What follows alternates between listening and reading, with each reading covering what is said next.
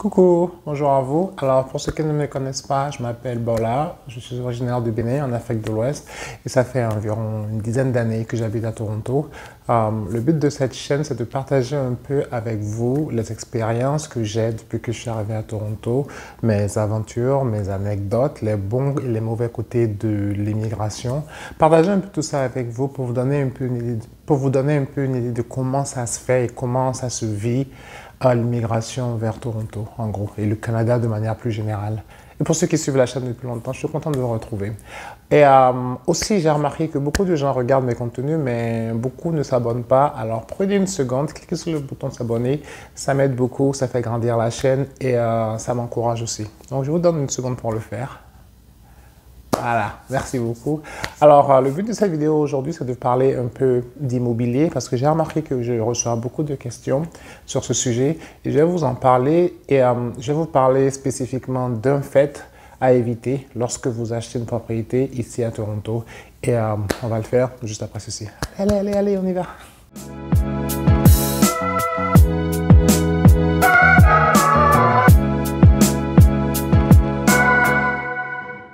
Alors, comme je vous disais, on va parler d'immobilier. Si vous vous en souvenez, il y a quelques temps, j'ai fait une vidéo que je vais mettre là-haut ou là-haut, je ne sais pas encore, qui parle des 6 étapes à respecter, à suivre pour pouvoir acheter un bien immobilier à Toronto. La vidéo, elle était plus précisément orientée sur les condos, mais tout ce que je dis dans cette vidéo est aussi valable pour la maison. Alors, de manière générale, un condo, c'est un appartement, comme ce que vous voyez autour de moi ici, et bien, une maison, c'est une maison. Dans cette vidéo, j'expliquais un peu les deux types d'offres qu'on pouvait faire une fois qu'on avait visité une propriété et que cette propriété nous plaisait. Donc, on a ce qu'on appelle l'offre ferme, qui est une offre qui ne souffre d'aucune condition, sur laquelle il n'y a aucune condition. C'est une offre qu'on fait. Et si le propriétaire accepte, l'appartement nous revient, ou la maison, le bien immobilier nous revient. Et on a aussi une offre conditionnelle qui, comme son nom l'indique, est assujettie avec conditions. Et une de ces conditions, comme j'explique dans la vidéo, c'est l'inspection de la maison. En gros, comment ça se passe schématiquement, c'est que vous faites une offre d'achat, une proposition d'achat au propriétaire en disant que la proposition n'est valable que si une inspection de bien a lieu et que l'inspection ne révèle aucun défaut. Schématiquement, en gros, ce sont les deux sortes d'offres d'achat qu'on peut faire. Le marché immobilier ici en région torontoise est assez dynamique. Il y a peu d'offres et beaucoup de candidats, ce qui fait que lorsque vous êtes sur un bien qui vous plaît, vous êtes en général nombreux et il y a une espèce de d'enchère et le bien va en général au plus offrant. Dans ces conditions, c'est plus facile d'avoir une propriété lorsque vous faites une offre ferme plutôt qu'une offre conditionnelle. En gros, c'est ce qui se passe en ce moment dans le marché. Moi, personnellement, j'ai toujours préféré faire une offre conditionnelle, même si le marché demande l'inverse parce que c'est plus prudent. J'ai toujours pensé que c'était plus prudent. Et j'ai lu un article récemment que je veux partager avec vous aujourd'hui qui démontre ce point.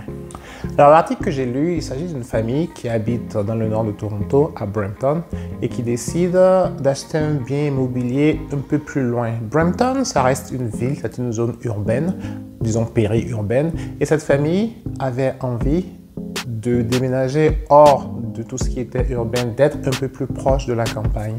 Du coup, ils ont fait leurs recherches et ont trouvé la maison de leur rêve. Je vais essayer de vous la mettre à quelque part si je la trouve. Ils ont trouvé la maison de leur rêve et ont fait une offre pour cette maison. Et comme je vous l'ai expliqué précédemment, le marché immobilier ici est très actif. Donc, leur offre n'a pas été acceptée parce que j'imagine que quelqu'un a fait une meilleure offre. Quelques temps après, l'agent immobilier les contacte à nouveau et leur demande leur dit qu'en fait la maison est toujours sur le marché. La maison est disponible pour eux, mais à 2 conditions. Il faut non seulement qu'ils augmentent leur offre, qu'ils décident de ne pas opter pour l'inspection. Et devinez ce qu'ils ont fait? Ils ont décidé de ne pas opter pour l'inspection. Et je vais vous expliquer ce qui se passe après. Alors, une fois qu'ils ont fait l'offre et qu'ils ont zappé les conditions de cette inspection, ils n'ont pas pu intégrer la maison directement parce que c'était Covid, il fallait laisser du temps. Donc, ils ont intégré la maison plusieurs mois après et quelle surprise ont-ils eu? Alors, la maison, elle était belle de l'extérieur, évidemment, mais une fois qu'ils sont rentrés à l'intérieur, premier problème, des fuites dans le sous-sol. Les fuites dans le sous-sol en tant que tel, c'est pas vraiment un problème, ça se règle, mais c'est de l'argent qui n'a pas été prévu lorsque vous achetez une maison. Et comme vous le savez, acheter une maison, c'est un des plus gros investissements qu'on peut faire. Il est bien de pouvoir avoir un budget, surtout de ne pas le dépasser. Donc le premier problème qu'ils ont réglé, c'était les fuites dans le sous-sol. Et ces fuites auraient pu être vues s'ils avaient fait l'inspection. Le deuxième problème, c'est l'absence de puits. Alors, je vous explique, c'est une maison de campagne, donc il n'est pas raccordée à l'eau comme le sont les maisons ici en ville.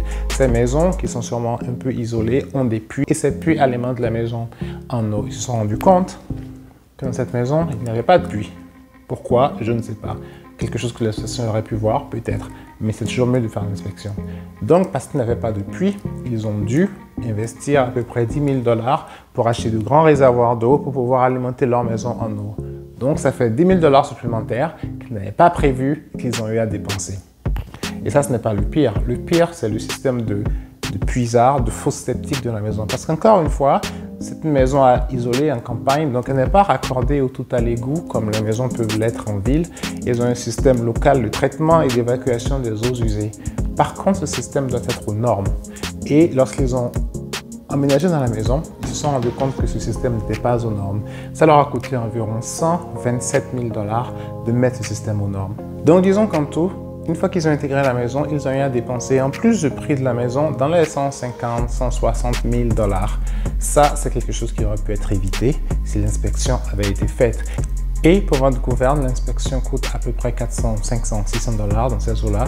Donc en dépensant cette petite somme, ils auraient pu éviter le large gouffre financier que maintenant ils sont obligés d'assumer parce que la maison est à eux. Ils n'ont pas vraiment de recours contre la personne qui a vendu la maison parce qu'ils ont décliné l'inspection.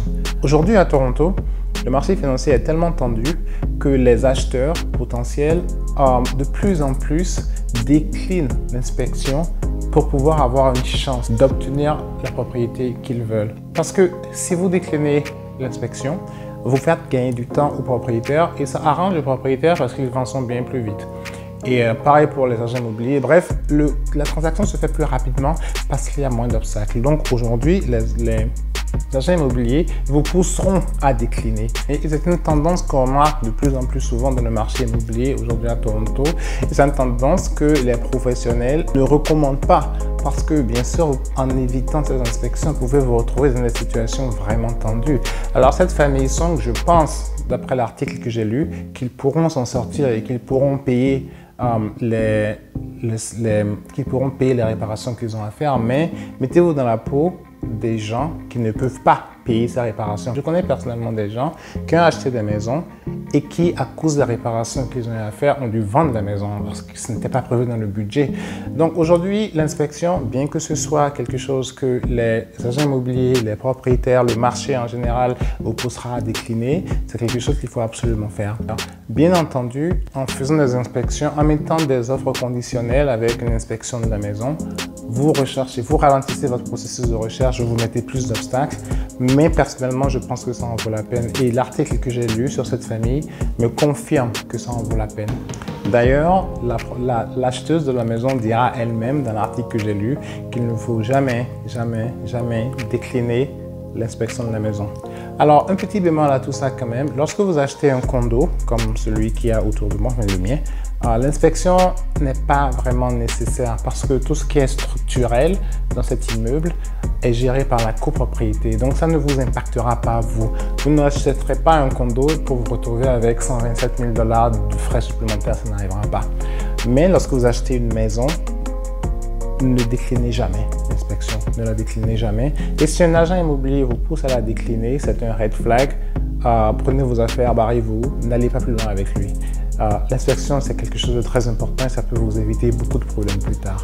Voilà, je voulais juste partager ça avec vous. Et aussi, j'aimerais savoir comment ça se passe un peu parce que je sais que vous me suivez d'un peu partout dans le monde et j'aimerais savoir comment ça se passe chez vous lorsque vous achetez un bien immobilier. Est-ce que vous avez le même système d'inspection ou bien comment ça se passe en fait?